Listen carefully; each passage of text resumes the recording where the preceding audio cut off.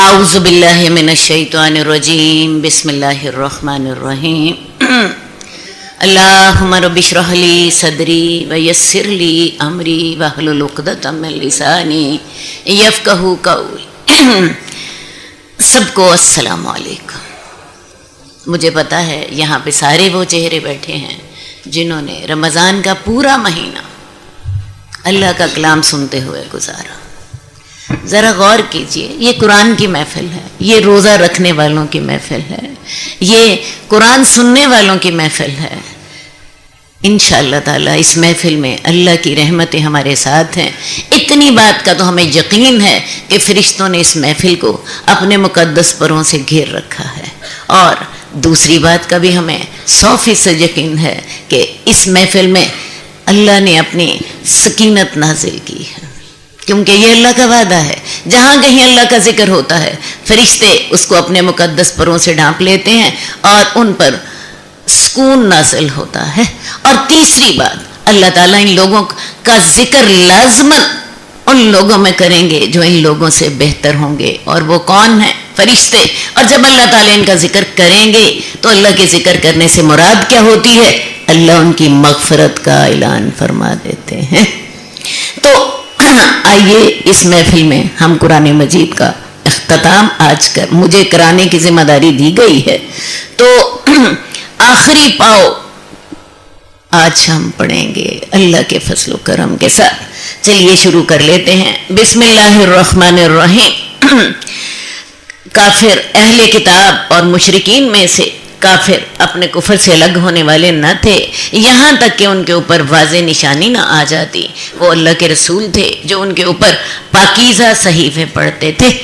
یہ اس سورت کا نام ہے سورہ بینہ، اور اس سورت کے بارے میں حدیث میں آتا ہے کہ رسول اللہ صلی اللہ علیہ وسلم نے حضرت ابی بن کعب کو کہا کہ مجھے اللہ نے حکم دیا ہے کہ میں تمہیں یہ سورت پڑھ کر سناؤں۔ اللہ کے رسول صلی اللہ علیہ وسلم صحابہ میں تلاوت کا شوق پیدا کرنے کے لیے کبھی ان سے سنتے اور کبھی ان کو خود سناتے۔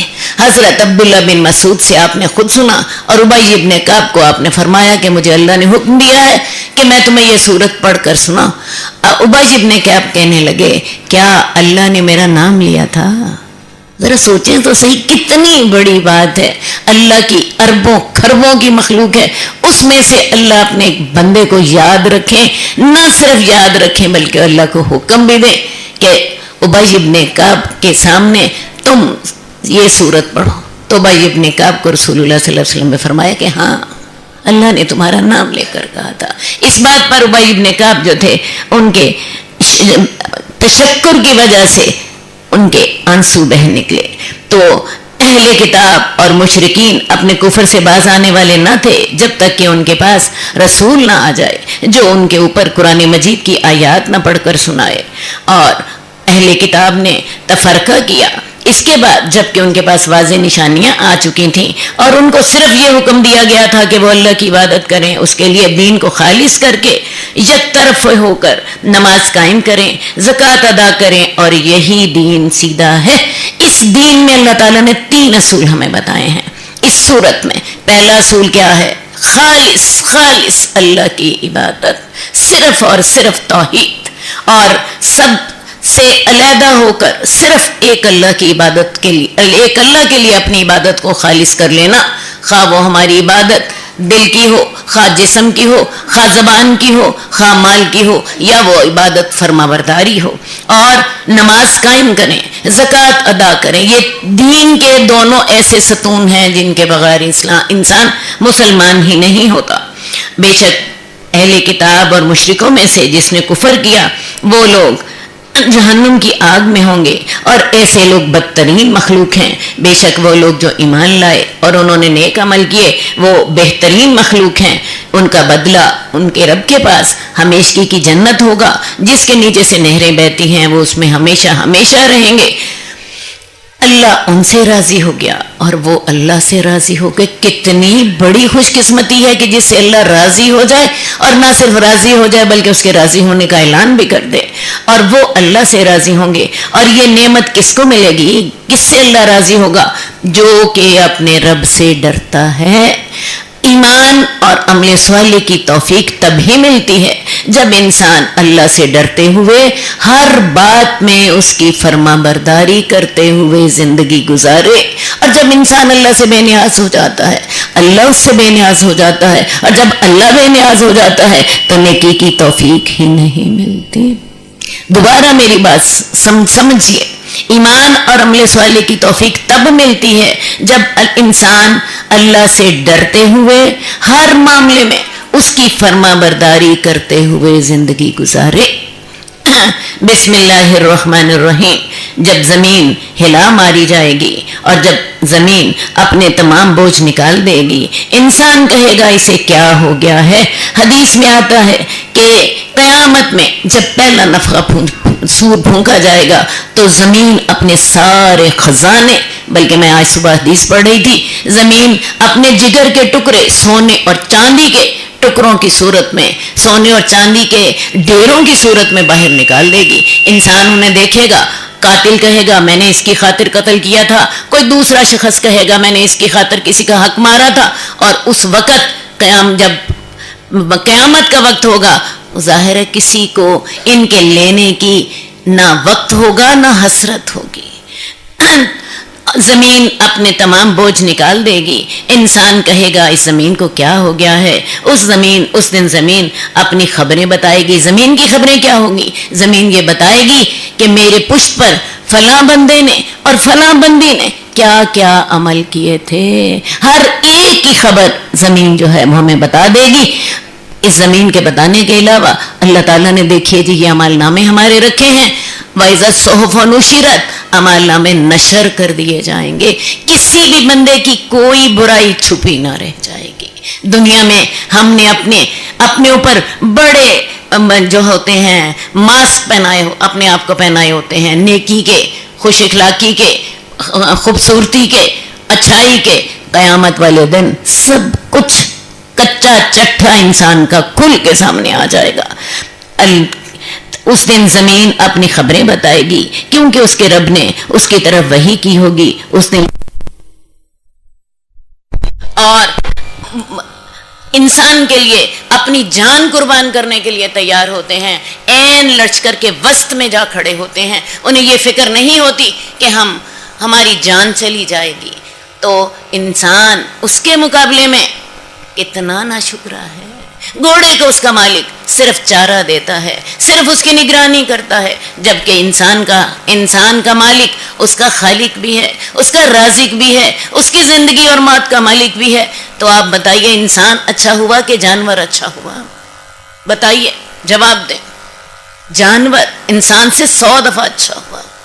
وہ عقل و شعور نہ ہونے کے باوجود صرف ایک چارے کی خاطر اپنے مالک کے لیے جان قربان کرنے کو تیار ہے. اور انسان اپنے مالک کی خاطر جو اس کا خالق بھی ہے، جو اس کا مالک بھی ہے، جو اس کا رازق بھی ہے، جو اس کی زندگی اور موت کا مالک ہے، جو اس کو عزت اور ذلتیں دیتا ہے، جو اس کو زندگی کی ہر نعمت عطا فرماتا ہے، انسان اس کی بات ماننے کو تیار نہیں ہوتا بلکہ اس کے سامنے اکڑتا ہے. انسان اپنے رب کا سخت ناشکرا ہے اور وہ اس بات پر گواہ بھی ہے. اور وہ مال کی محبت میں بڑا سخت ہے. اب اس کی ایک اور خرابی کیا ہے؟ مال سے بڑی سخت محبت ہے، دنیا سے بڑی سخت محبت ہے. آج بھی دیکھ لیجئے ہماری جو صلاحیتیں ہیں، ہماری جو محنتیں ہیں، ہمارے جو اوقات ہیں، ہمارے جو وقت ہیں، ہمارے جو محنتیں ہیں، کس کے لیے استعمال ہوتی ہیں؟ دنیا کے لیے، دنیا کے مال کے لیے.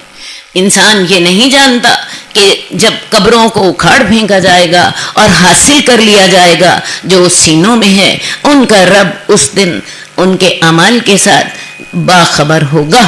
تو اس صورت میں کس برائی کا ذکر کیا گیا ہے؟ 2 برائیوں کا. ایک اللہ کی نافرمانی کا اور دوسرے مال کی محبت کا. اللہ کی نافرمانی تو بالکل واضح ہے. جہاں تک مال کی محبت کا تعلق ہے، ہم نے دنیا میں رہنا ہے، لیکن دنیا سے فائدہ اٹھانا ہے، لیکن دنیا کی محبت میں پڑ کے اپنی آخرت سے اور حرام حلال سے ہم نے بے خبر نہیں ہونا، ان سے بے خبر نہیں ہونا. ان کا رب اس دن خبردار ہوگا. بسم اللہ الرحمن الرحیم. سورۃ القاریہ، کھڑکھڑانے والی क्या है खड़खड़ाने वाली, और तू क्या जाने वो खड़खड़ाने वाली क्या है। खड़खड़ाने वाली कौन सी चीज है? कयामत। कयामत के अल्लाह ताला ने एक नहीं 50 नाम रखे हैं।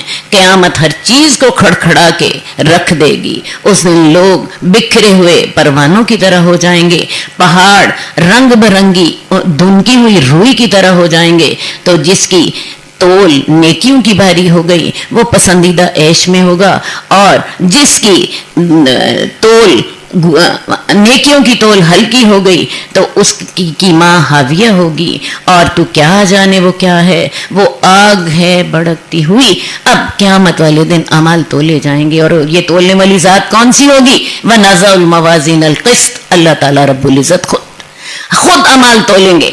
और जिसकी नेकियों की तोल भारी हो गई तो वो तो चलो जी पास हो गया, उसका अमालनामा दाएं हाथ में मिल गया, वो तो पसंदीदा ऐश में जन्नत में हो गया। लेकिन जिसकी तोल नेकियों की हल्की हो गई तो उसका मरकज, उसका जो है ठिकाना कौन सा होगा? हाविया। और हाविया से क्या मुराद है? दोज़ख। वो दोज़ख में जाएगा। और तू क्या जाने वो दोज़ख क्या है? वो आग है भड़कती हुई।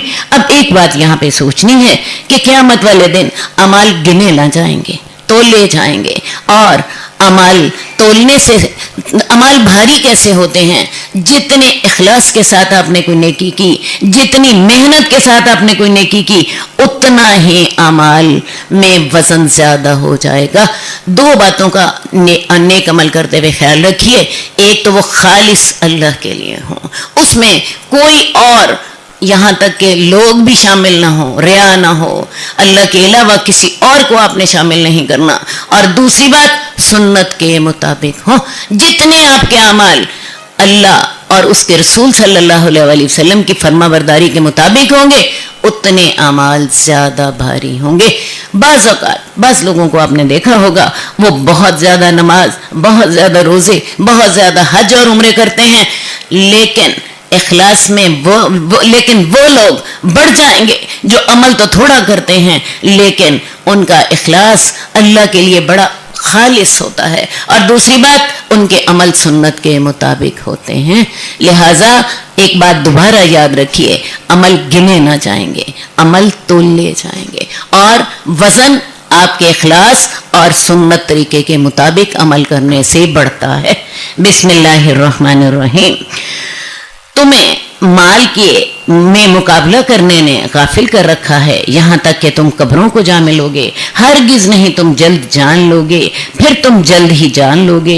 हरगिज नहीं, अगर तुम इल्म यकीनी जान लेते तो तुम दोज़ख को जरूर देखते, फिर तुम उसको यकीनी आंख से देखते, फिर उस दिन नेमतों के बारे में जरूर पूछा जाएगा।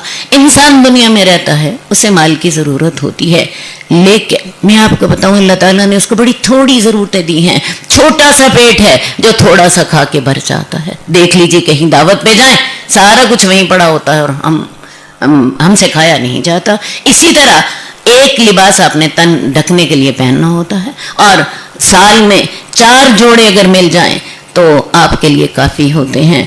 एक कमरे में आपने रहना है, खा आपने 100 कमरों का महल क्यों नहीं बना रखा। इंसान की और उसे एक सवारी चाहिए, ये इंसान की बुनियादी जरूरतें हैं। लेकिन आप देख लीजिए इसके अलावा जो है हवस, और हवस का हाल ये है कि इंसान की हवस पूरी होती ही नहीं है। रसूलुल्लाह सल्लल्लाहु अलैहि वसल्लम फरमाते हैं अगर इंसान के पास एक सोने की वादी हो, वो दूसरी सोने की वादी चाहता है, और उसके मुंह को सिर्फ कब्र की मिट्टी ही भरती है और कोई चीज उसकी हवस को खत्म नहीं करती। तो माल में कसरत में मुकाबला करने ने हमें गाफिल कर रखा है। आज भी देख लीजिए, क्या ख्याल है, बुनियादी जरूरतें किसकी पूरी नहीं हो रही। आज भी चक्कर क्या है, मैं दूसरे से बढ़ जाऊं, मेरा घर उससे ज्यादा शानदार हो, मेरी गाड़ी उससे ज्यादा बढ़िया हो, मेरे बच्चे उससे ज्यादा कीमती स्कूल में पढ़ रहे हो, मेरे बच्चे की शादी ज्यादा मालदार घर में हो जाए, मुझे दुनिया कितनी से कितनी मिल जाती है। और यही इंसान को गाफिल कर देता है, यहाँ तक कि मौत आ जाती है। और मौत के वक्त फिर इंसान कहता है या लैतनी कद्दमतु लिहयाती, हाय अफसोस मैंने अपनी जिंदगी के लिए कुछ कर लिया होता, मैंने माल सदका कर लिया होता, मैंने फलां नेकी कर ली होती। लेकिन वो वक्त कबूलियत का नहीं होगा, वो वक्त अमल का नहीं होगा, अमल का वक्त आज है।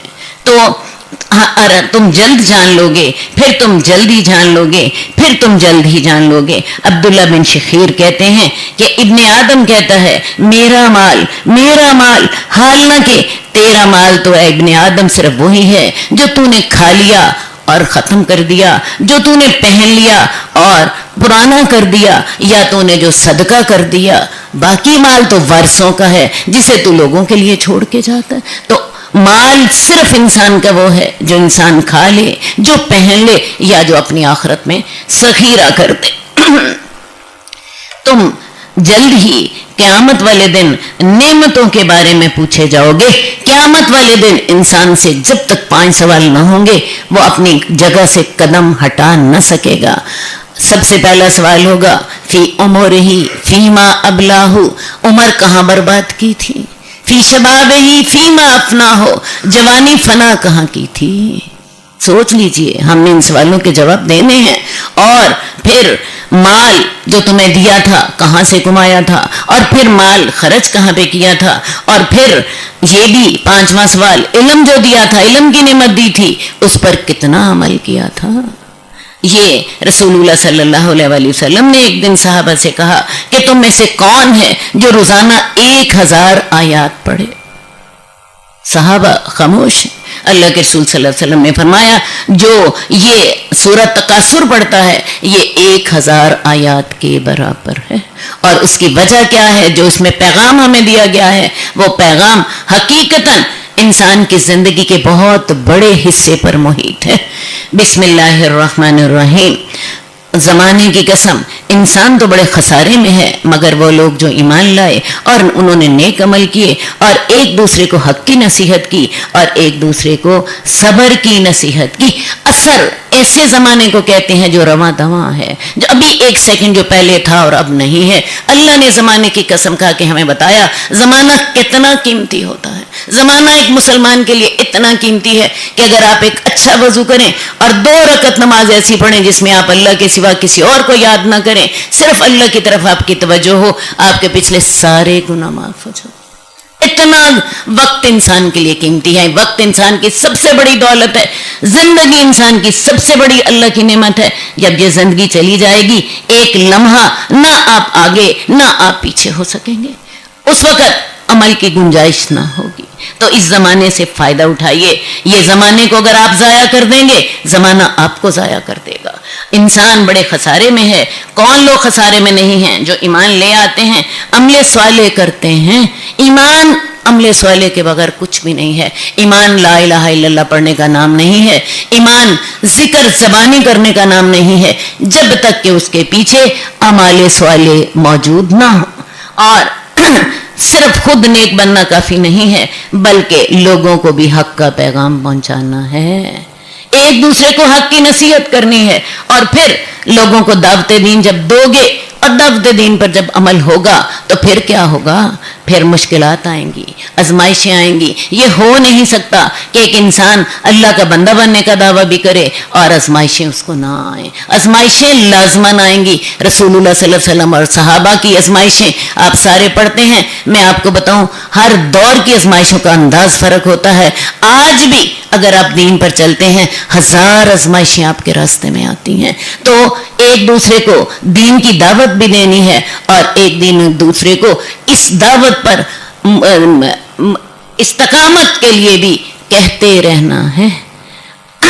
उसके लिए भी कहते रहना है। बिस्मिल्लाहिर्रहमानिर्रहीम। अब दोज़ख है हर ऐब निकालने वाले के लिए, ताना देने वाले के लिए, जिसने अपना माल जमा किया और उसको गिन कर रखा। होमाज़त ऐसे शख्स को कहते हैं जो कि गीबत करे। अब गीबत कितना बड़ा गुनाह है, ये हमें सूरत बता रही है। अल्लाह ताला ने गीबत करने वाले के लिए दोज़ख की वईद सुनाई है। और कुरान मजीद में इसने अल्लाह ताला ने कहा है कि क्या तुम पसंद करते हो कि अपने मुर्दा भाई का गोश्त खाओ?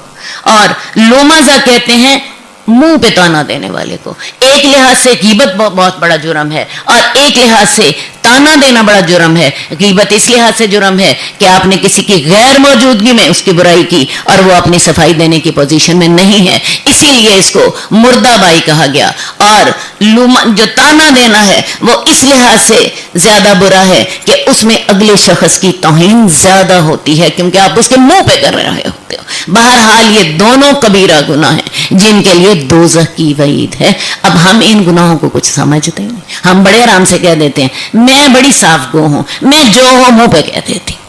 ہاں, اور کسی شخص سے یہ نہیں ہوتا تو وہ کرتا کیا ہے, پیچھے سے کرتا, پیچھے سے عیب جوئی کرتا ہے. حالانکہ یہ دونوں گناہ جو ہوتے ہیں یہ مسلمانوں کے اندر پھوٹ ڈال دیتے ہیں, ان کی محبتیں ختم کر کے رکھ دیتے ہیں.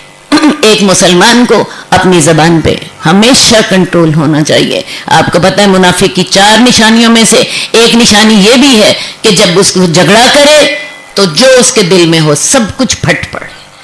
وہ شخص جس نے مال جمع کیا اور اس کو گن کر رکھا وہ سمجھتا ہے کہ اس کا مال اس کو ہمیشہ رکھے گا. اب تیسرا گناہ جس کا اس صورت میں ذکر کیا گیا ہے, مال جمع کرنا, مال کی محبت. یہ ہم پیچھے بھی پڑھ کر آ چکے ہیں. ہمیں اللہ نے مال جمع کرنے کی اجازت دی, مال سے فائدہ کرنے کی اجازت دی, لیکن اس مال کی محبت دل میں رکھنے کی اجازت نہیں دی ہے. بالکل اسی طرح جیسے ہم اپنے دوا کھاتے ہیں, آپریشن کراتے ہیں, یہ ہماری ضرورت ہے, لیکن اس چیز کی محبت ہمارے دلوں میں نہیں ہے. دنیا کے کتنے کام ہیں جو ہمیں کرنے پڑتے ہیں لیکن ہم ان کی محبت دلوں میں نہیں رکھتے.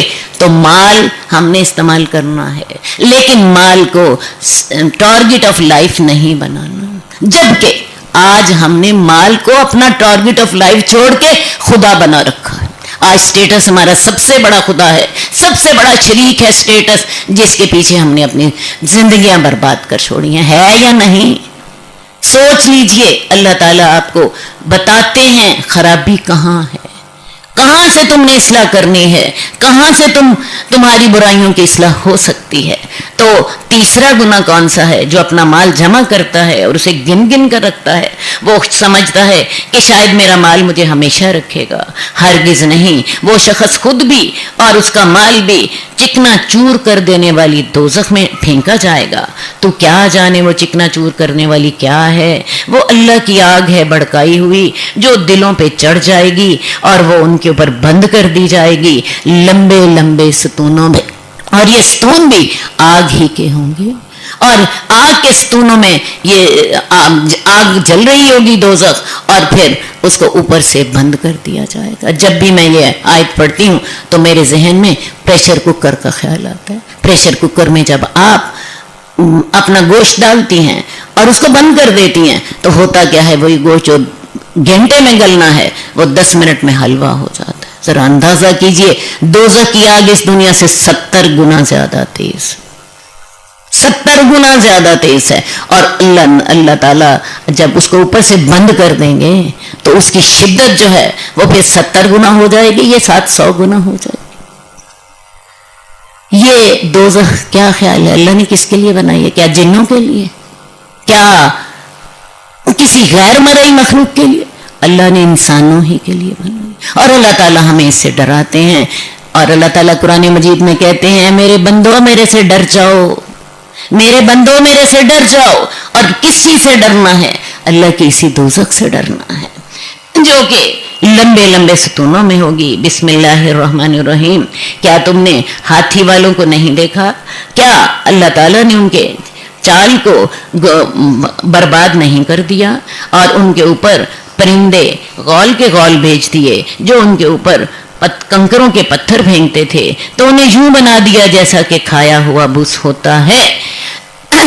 مکہ جو ہے اس کے اوپر قریش جو تھی یہی اس کو سنبھالتے تھے اور یہی اس کی نگرانی کرتے تھے. اب ہوا کیا کہ ابرہہ جو کہ حبشہ کا حاکم تھا, عیسائی تھا, اس نے یہ سوچا کہ قریش کو مکہ کی بیت اللہ کی وجہ سے جو فوائد حاصل ہوتے ہیں وہ فوائد ہمیں کیوں حاصل نہ ہوں. اس نے کیا کیا کہ اس نے یمن میں دارالخلافہ صنعاء میں ایک بہت بڑا کلیسا تعمیر کروایا. اب یوں سمجھ لیجئے سونے کا اس نے بنوا دیا بہت بڑا, اور اس نے لوگوں کو حکم دے دیا کہ کہ تمام لوگ بجائے بیت اللہ کا طواف کرنے کے یہاں آیا کریں۔ اصل بات ہے اس کو اس بات کی تکلیف تھی کہ قریش کو بہت سے سیاسی مفادات، بہت سے معاشی مفادات اور دوسرے مالی مفادات حاصل ہوتے ہیں، وہ ہمیں حاصل ہو جائیں، لیکن اس کا حکم دینے سے تو کچھ نہیں ہوا۔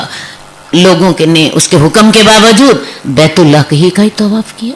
اب یہ اس نے قسم کھا لی کہ میں بیت اللہ کو گرا دوں گا، نہ بیت اللہ ہوگا نہ لوگ وہاں جائیں گے، اور لوگ مجبوراً میرے اس کلیسا کا طواف کرنے کے لیے آئیں گے۔ اب یہ ابراہ جو تھا 60,000 کا لشکر لے کر چل پڑا بیت اللہ پر حملہ کرنے کے لیے۔ اس کے ساتھ ہاتھی تھے، خود ایک ہاتھی پر سوار تھا جس کا نام محمود تھا، اسی لیے ان کو ہاتھی والے کہا گیا۔ اب یہ لوگ جب بیت اللہ راستے میں کئی جگہ پر لشکروں کے ساتھ اس کی لڑائی ہوئی، ظاہر ہے 60,000 کا لشکر بہت بڑا لشکر تھا، یہ تمام لوگوں کو شکست دیتا ہوا مکہ کے قریب پہنچ گیا۔ وہاں جا کے اس نے دیکھا حضرت عبد المطلب جو کہ رسول اللہ صلی اللہ علیہ وسلم کے دادا تھے، یہ اس وقت حکمران تھے، ان کے اونٹ جو تھے چر رہے تھے، ان کے 200 اونٹ اس نے اپنے قابو میں لے لیے، اور ساتھ اس نے اپنے آدمیوں کو مکہ میں بھیجا کہ وہاں جا کے پیغام دو کہ ہم تم سے لڑنے نہیں آئے، ہم صرف بیت اللہ کو گرانے کے لیے آئے، ہم تم سے لڑنے کے لیے نہیں آئے۔ اب ان لوگوں نے جا کے عبد المطلب کو تلاش کیا اور عبد المطلب کو اس کے ابراہ کے حضور لے آئے۔ ابراہ نے عبد المطلب سے بات کی۔ عبد المطلب بڑی شاندار پرسنالٹی کے مالک تھے، وہ بڑا ان سے متاثر ہوا، لیکن عبد المطلب نے ان سے کہا کہ مجھے میرے اونٹ واپس کر دو۔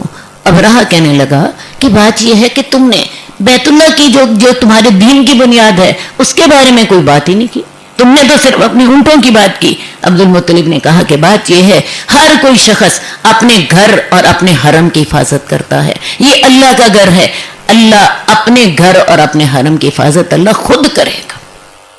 یہ کہا اور ساتھ ہی بیت اللہ میں گئے، اپنے سرداروں کے ساتھ رو رو کے دعائیں مانگی اللہ سے، اور اللہ سے کہا اللہ ہم ان کا مقابلہ نہیں کر سکتے، اللہ تو اپنے گھر کی خود حفاظت فرما، اور جا کے پہاڑوں میں چھپ گئے۔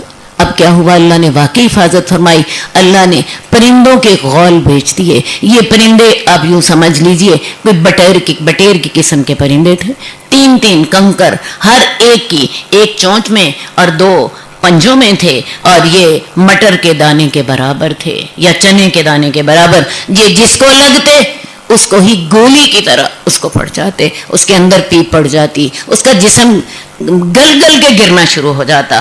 آدھے سے زیادہ لوگ وہیں مر گئے، باقی بھاگے اور بھاگ کر جاتے گئے۔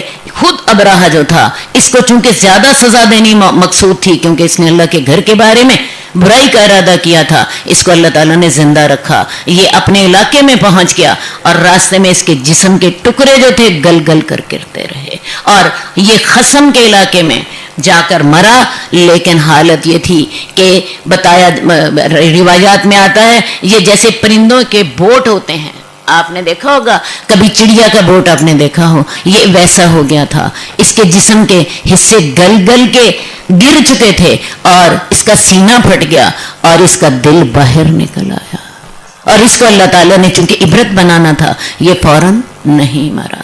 اب یہ علاقہ جو ہے، جب مکے سے منا جائیں تو راستے میں یہ علاقہ آتا ہے وادی محصر، اور وہاں پر 2 دیواریں کھڑی کر دی گئی ہیں، ایک دیوار ایک طرف ہے، اور جس علاقے میں یہ سارا واقعہ پیش آیا تھا کچھ فاصلے کے بعد دوسری دیوار ہے، اور وہاں پہ ہمیں حکم ہے ان علاقوں سے تیزی کے ساتھ گزر جاؤ، یہاں پہ اللہ کا عذاب آیا تھا، اور اللہ تعالیٰ نے بتا دیا کہ میں اپنے گھر کی حفاظت کیسے کرتا ہوں۔ اس کے علاوہ جو ہاتھی محمود تھا جس کے اوپر یہ سوار تھا، اس کے جو ہاتھی بان تھے یہ 2 آدمی تھے، حضرت عائشہ اور حضرت اسما کی روایت ہے، ہم نے ان دونوں کو اندھے اور اپاہج کی شکل میں مکے میں بھیک مانگتے ہوئے دیکھا ہے۔ اللہ نے سب کو ہی عبرت بنا دیا، اور اللہ تعالیٰ نے بتا دیا کہ میں اس گھر کی حفاظت کیسے کرتا ہوں، پرندوں کے ساتھ۔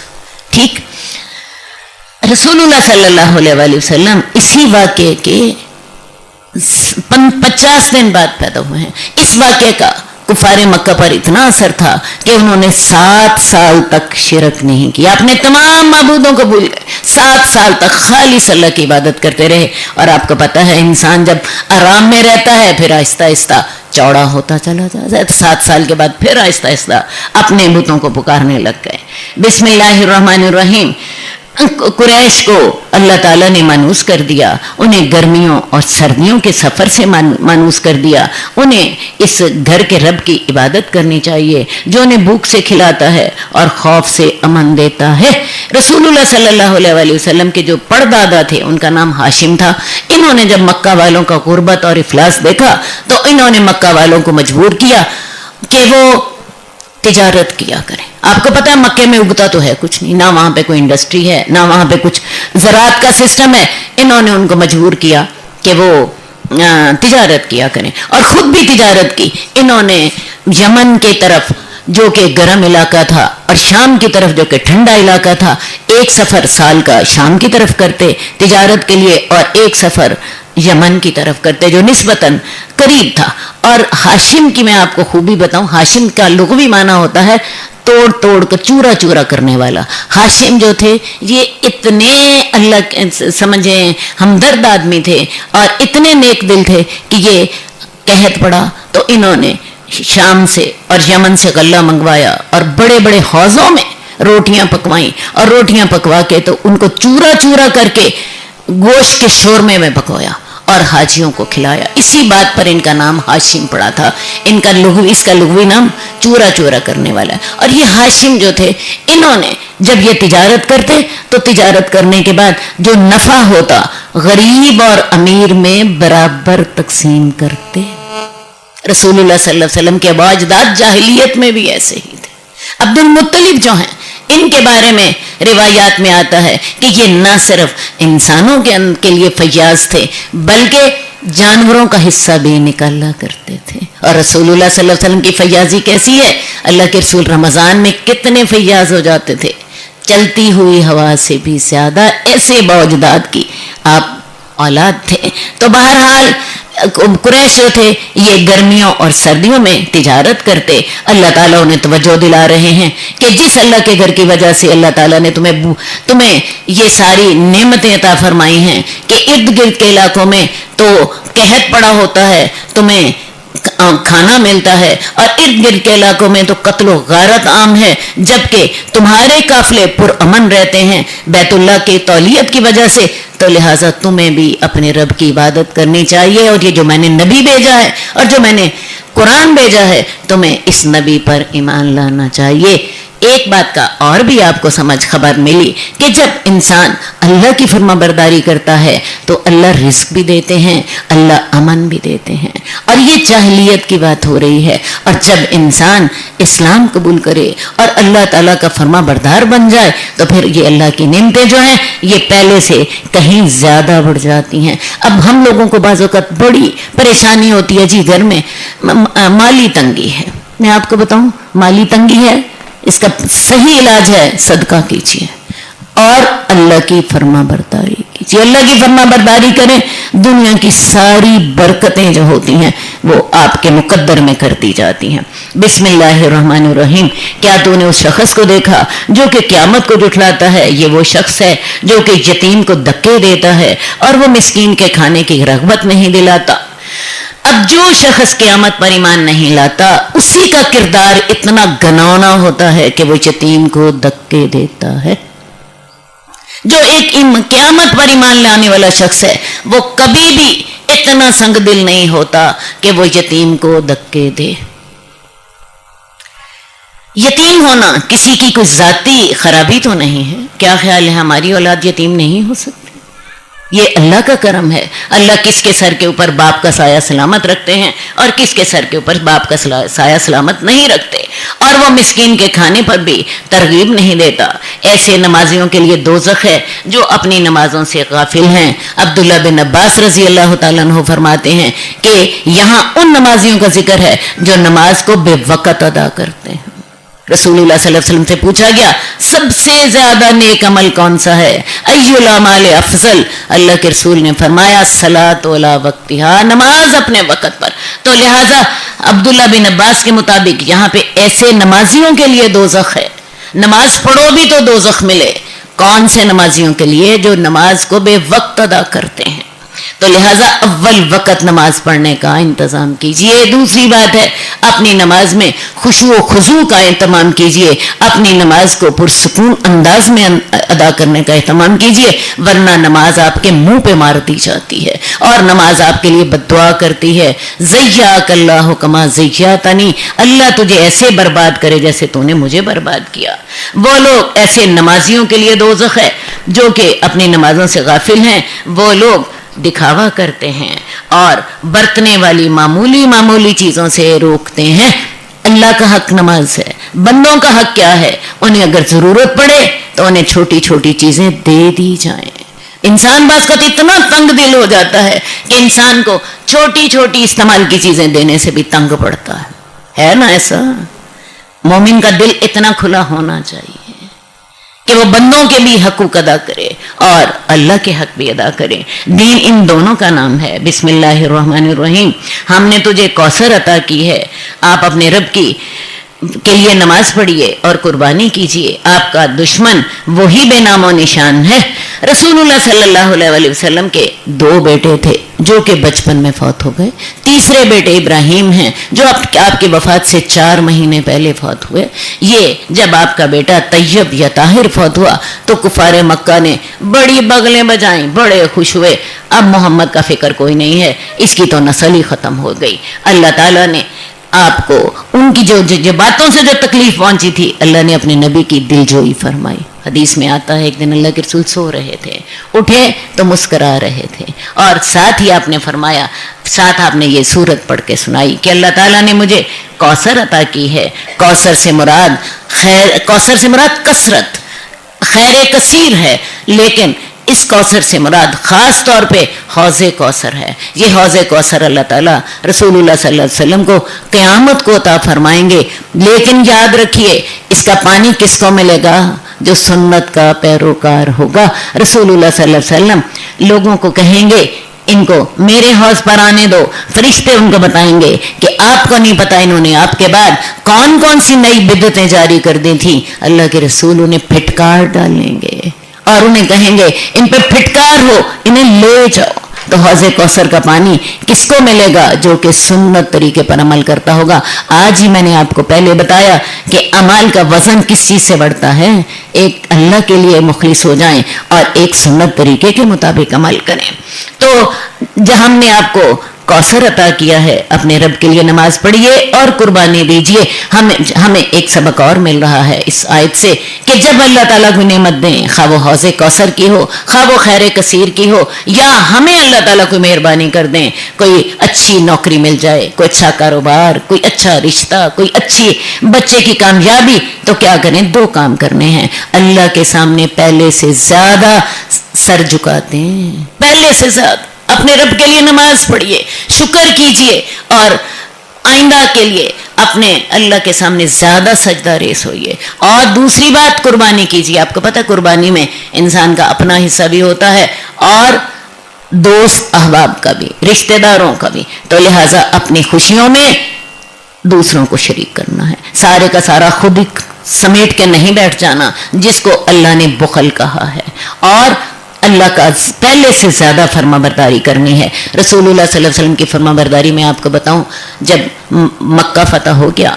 تو اللہ کے رسول پر یہ سورت اتری، وہ بھی ہم پڑھیں گے کہ آپ اپنے رب کی پڑھیے، تسبیح کیجئے اور رب کی تعریف کیجئے، اور رسول اللہ صلی اللہ علیہ وسلم پر اس کے بعد اتنی لمبی تہجد پڑھتے تھے کہ پاؤں پہ ورم آ جاتا۔ حضرت عائشہ نے کہا کہ آپ کے تو اگلے اور پچھلے گناہ اللہ نے معاف کر دیے ہیں، آپ اتنی محنت کیوں کرتے ہیں؟ تو آپ نے فرمایا تھا میں اللہ کا شکر گزار بندہ نہ بنوں۔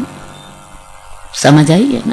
تو جب بھی اللہ نعمتیں دیں، پہلے سے زیادہ اللہ کے فرما بردار ہو جائیے، پہلے سے زیادہ اللہ کے حضور سجدہ ریز ہو جائیے، اور پہلے سے زیادہ بندوں کے حقوق دینے شروع کر دیجئے۔ دین 2 چیزوں کا نام ہے، اللہ کے حقوق، بندوں کے حقوق۔ اور तेरा दुश्मन ही बेनामो निशान है। बिस्मिल्लाहिर्रहमानिर्रहीम कह दीजिए काफरो, मैं उस चीज की इबादत नहीं करता जिसकी तुम इबादत करते हो, और तुम उस चीज की इबादत नहीं करोगे जिसकी मैं इबादत करता हूँ, और मैं किस चीज की इबादत नहीं करूंगा जिसकी तुमने इबादत की, और ना ही तुम उसकी इबादत आइंदा करोगे जिसकी मैं इबादत करता हूँ। तुम्हारे लिए तुम्हारा दीन, मेरे लिए मेरा दीन। रसूलुल्लाह सल्लल्लाहु अलैहि वसल्लम जब मक्के में लोगों को अल्लाह का पैगाम पहुंचा रहे हैं तो एक मुद्दत गुजर गई है मजालिम का शिकार होते हुए। कुफार ने देखा मजालिम से मुसलमान अपने दीन से नहीं हटते, एक नई तजवीज ले आए, आओ कुछ गिव एंड टेक कर लेते हैं।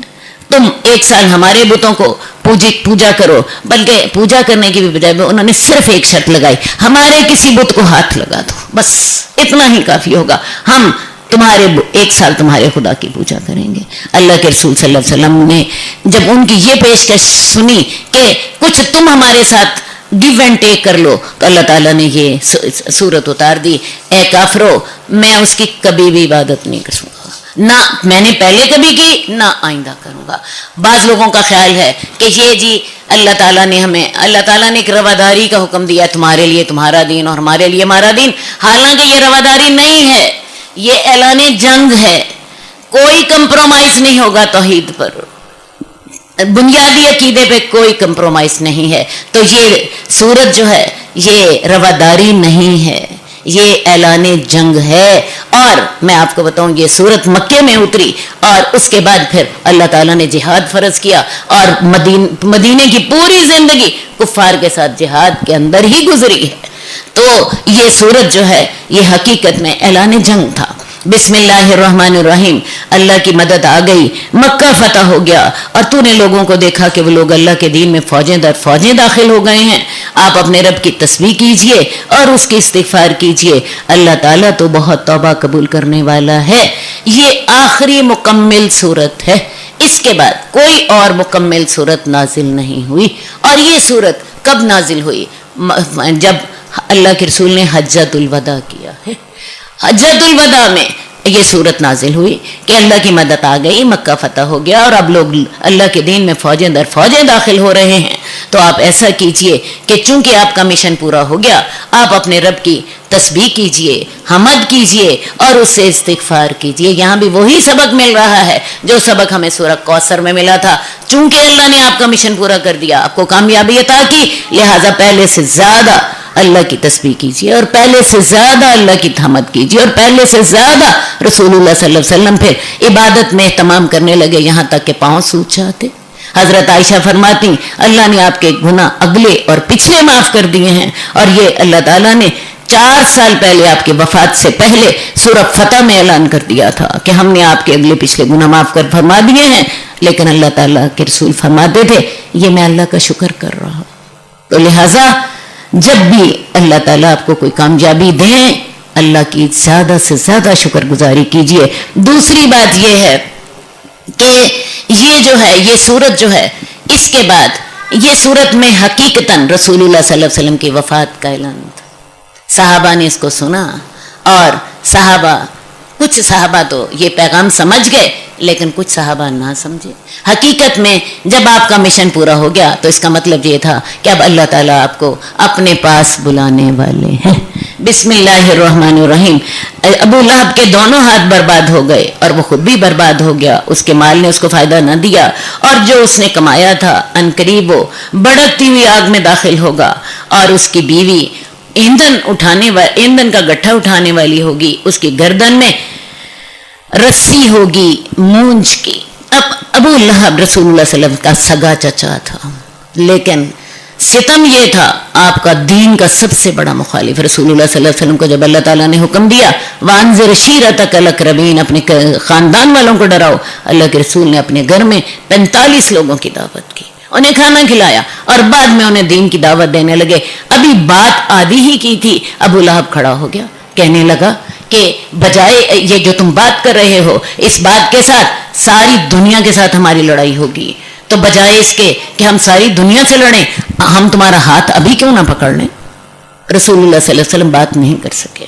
दोबारा फिर अल्लाह के रसूल ने हिम्मत की, अबू तालिब अपने चचा से बात की जो कि उस वक़्त آپ کے قبیلے کے سردار تھے, انہوں نے آپ کو اپنی حمایت کا یقین دلایا. اب دوبارہ رسول اللہ صلی اللہ علیہ وسلم نے لوگوں کو کھانے پر بلایا. ابو لہب نے پھر وہی کام کیا, پھر کھڑا ہو گیا اور کہنے لگا کہ بجائے اس کے کہ ہم دنیا سے لڑیں, ہم تمہارا ہاتھ کیوں نہیں روک لیتے.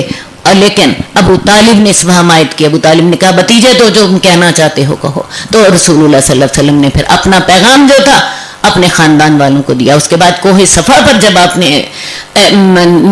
عام قبائل کو دعوت دی, اس وقت بھی ابو لہب کھڑا ہو گیا اور کہنے لگا تو برباد ہو جائے, تو نے ہمیں اس کام کے لیے بلایا تھا, کیونکہ وہ 2 دفعہ پہلے یہ کام کر چکا تھا. اللہ تعالیٰ نے اس وقت یہ آیت اتاری تھی. اور میں آپ کو بتاؤں 15 سال بعد جا کے ابو لہب مرا اور یہ نبوت کے 4تھے سال میں اتری ہے.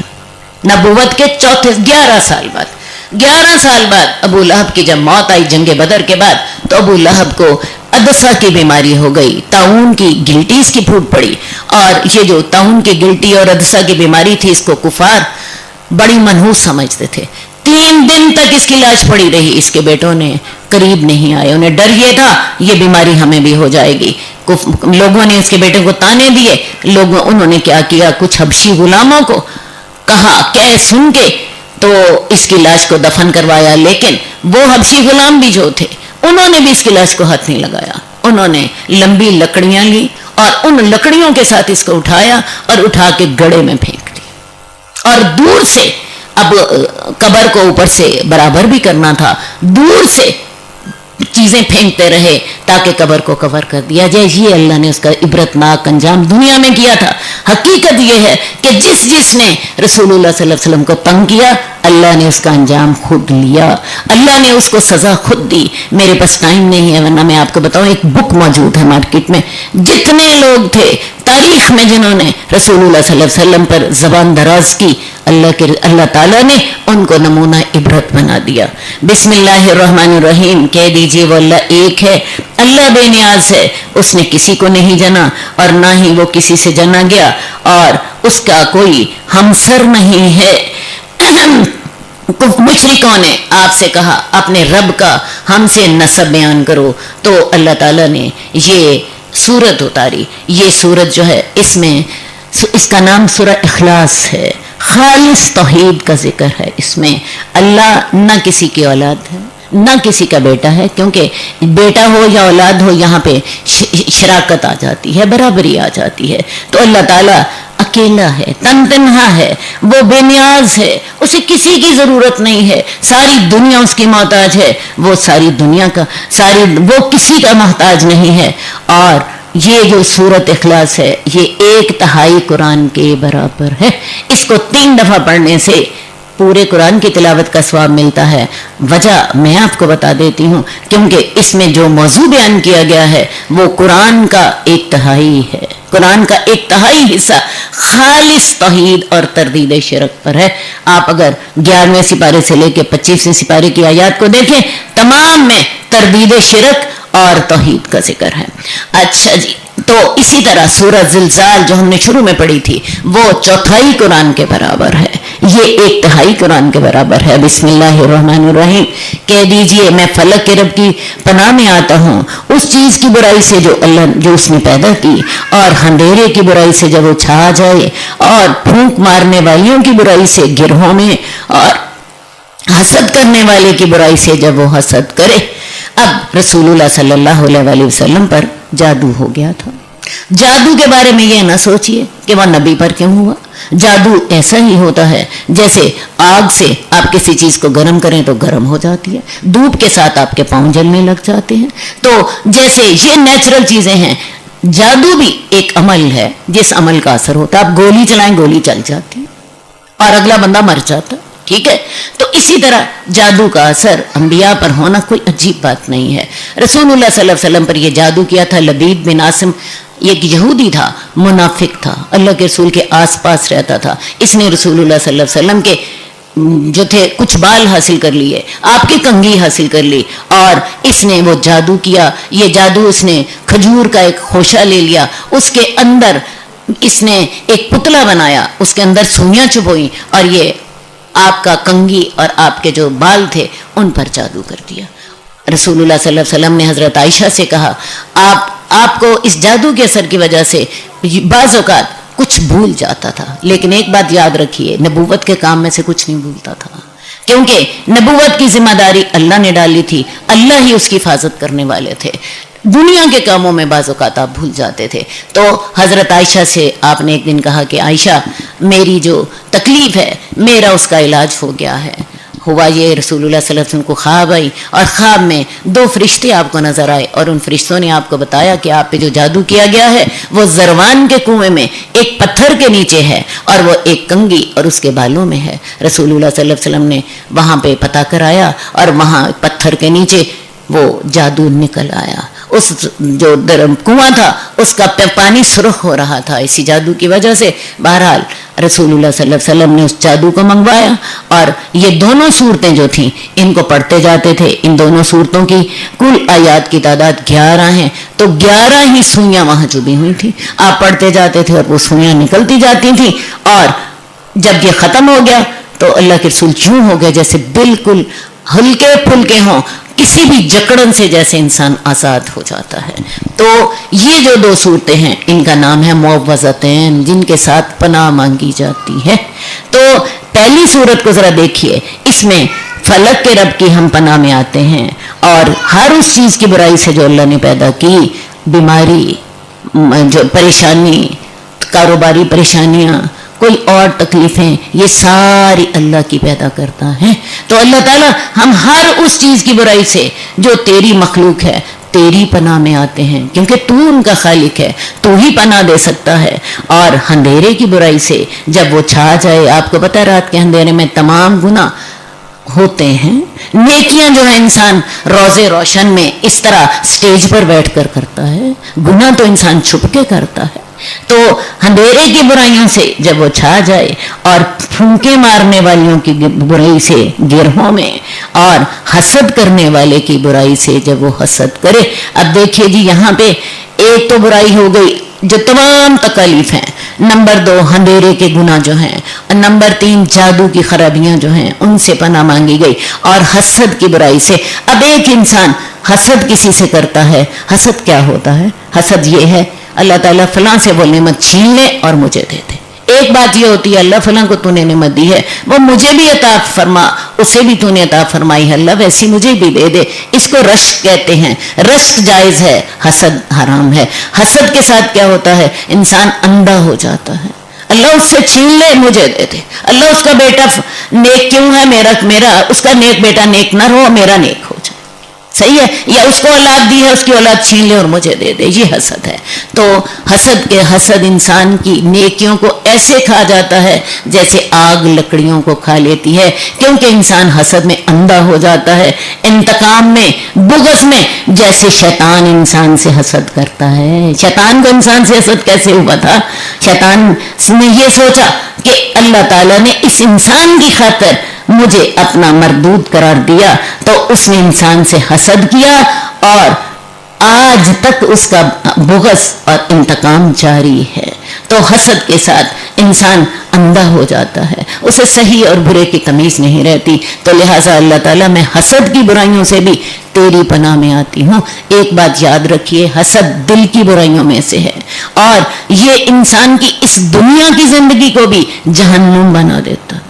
انسان جلتا رہتا ہے، فلاں کو تو یہ مل گیا اور مجھے نہیں ملا، اور آخرت میں بھی چلے گا۔ اور میں آپ کو بتا دوں کہ حسد کے ساتھ جب تک دل میں حسد ہو انسان کی بخشش نہیں ہوتی۔ آگے چلتے ہیں، کہہ دیجئے میں لوگوں کے رب کی پناہ میں آتی ہوں، جو لوگوں کا بادشاہ ہے، جو لوگوں کا معبود ہے، وسوسے ڈالنے والے شیطان کی برائی سے جو بار بار آتا ہے، جو لوگوں کے سینوں میں وسوسے ڈالتا ہے، وہ جنوں میں سے بھی ہوتا ہے اور انسانوں میں سے بھی۔ ایک بات تو پتہ چلی کہ شیطان جو ہوتے ہیں وہ انسانوں میں سے بھی ہوتے ہیں، جنوں میں سے بھی ہوتے ہیں، بعض اوقات تمہارے بہن بھائی شیطان ہوتے ہیں۔ ہر وہ چیز جو ہمیں اللہ کے حکم کے خلاف گائیڈ کر رہی ہو، خواہ ہمارے والدین ہی کیوں نہ ہو، خواہ ہمارے والدین کیوں نہ ہو، ہمارے غلط رسم و رواج کیوں نہ ہو، ہمارے غلط سسٹم کیوں نہ ہو، تو پہلی بات تو یہ ہے کہ شیطان جنوں میں سے بھی ہوتا ہے تو انسانوں میں سے بھی ہوتا ہے۔ بات ہم نے وہ ماننی ہے جو اللہ کی ہے، خواہ باپ کہہ رہا ہے، خواہ بہن بھائی کہہ رہے ہیں، خواہ دوست کہہ رہے ہیں۔ دوسری بات یہ ہے کہ سورہ فلق میں اللہ کی ایک صفت کا ذکر کیا گیا ہے، اور وہ صفت کون سی ہے؟ فلق کے رب سے پناہ مانگی گئی، میں فلق کے رب سے پناہ مانگتا ہوں۔ تو فلق کس کو کہتے ہیں؟ صبح کا وقت، صبح کا وقت۔ تو صفت ایک ہے لیکن 4-5 برائیوں سے پناہ مانگی گئی ہے۔ پہلی کون سی برائی؟ ہر برائی جو اللہ کی مخلوق ہے۔ نمبر 2 اندھیرے کی برائیاں، نمبر 3 جادو کی برائیاں، نمبر 4 حسد کرنے والے کی برائی۔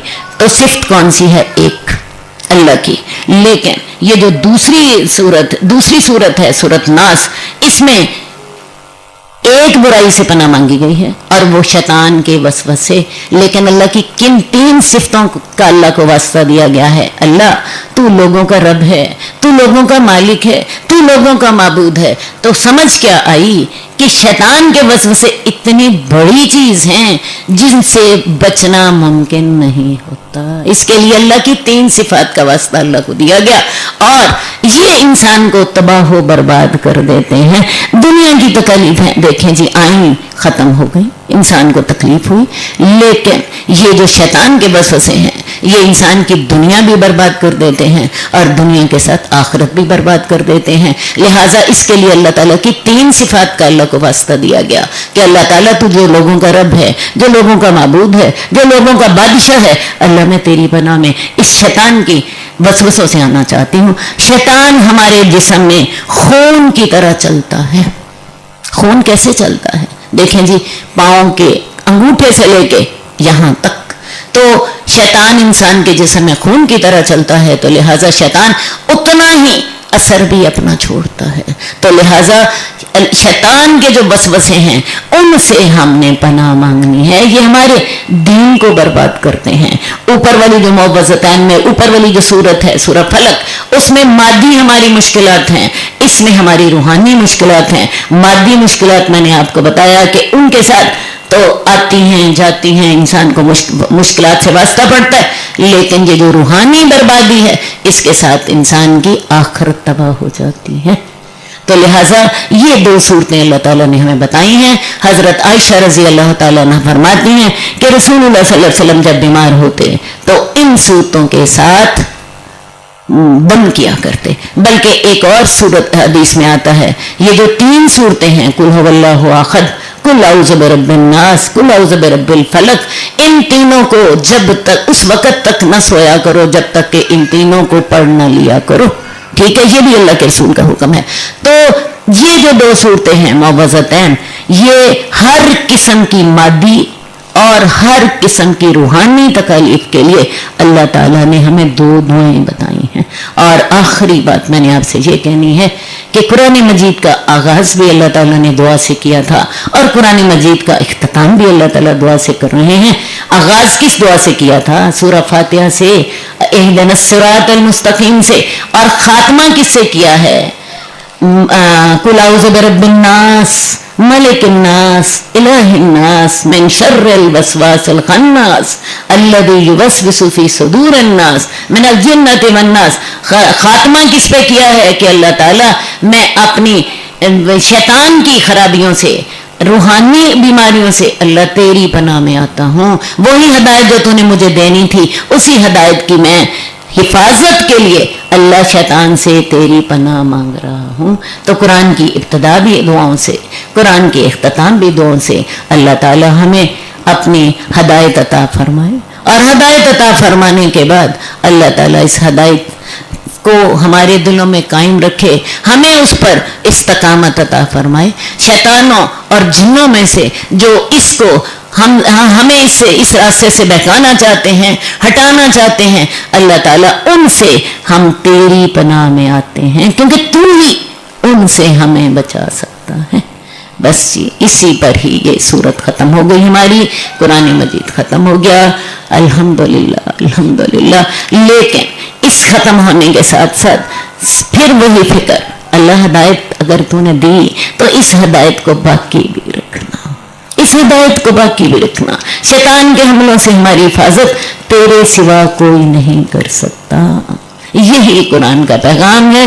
اللہ تعالی ہمیں شیطان کے حملوں سے محفوظ رکھے. اللہ تعالیٰ اس ہماری ہدایت کو، ہمارے اخلاص کو اللہ تعالیٰ قائم رکھے. آمین یا رب العالمین برحمتک یا ارحم